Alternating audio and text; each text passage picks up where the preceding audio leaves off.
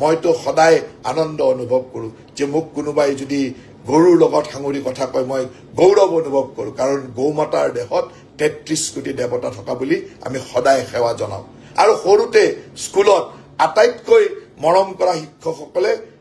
আমাক মাতিছিল ঐ গৰু ক'ৰ পৰা আহিছো এই ধৰণৰ মৰমেৰে আমাক মাতিছিল সেই ধৰণে আমি গৰু শব্দটোক শ্ৰদ্ধাৰ হিচাপে লওঁ আৰু আপোনালোকে এই কথাবিলাক কৈ মোক প্ৰেৰণা দিয়ে যে হয়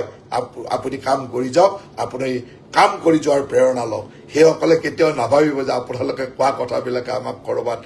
আঘাত কৰিব কৰবাত কাম কৰাত ক্ষতি কৰিব আমি আৰু উদ্যমেৰে কাম কৰিম আমি মানুহক দেখুৱাব খোজো যে আমি কিমান শক্তিশালী ৰূপত কাম কৰিব পাৰো সমালোচনাৰো সীমা থাকে মাজতে কেইটামান মানুহে এনেকুৱা পৰ্যায়লৈ সমালোচনা কৰিলে যে মোৰ হা সম্পত্তি মোৰ পত্নীৰ হা সম্পত্তিক লৈ বহুত কথা ক'লে মই তেওঁলোকক মাত্ৰ কেইটামান দিন ৰখিবলৈ কৈছো যে আপোনালোকে ৰখক অহা নিৰ্বাচনৰ সময়ত মোৰ নিজৰ মোৰ পত্নীৰ হা সম্পত্তি সকলো ইলেকশন কমিশনক দি দিম চাই ল'ব কিমান হা সম্পত্তি আছে মোৰ কিমান হা সম্পত্তি আছে মোৰ কোট কিমান লোন আছে মই কোৰ পৰা হা সম্পত্তি কেনেকৈ কৰিছো মোৰ সম্পত্তি লিগেল নে ইলিগেল নোৰ সম্পত্তি বাহিৰত প্ৰচাৰ কৰা ধৰণে সঁচাকৈ হয়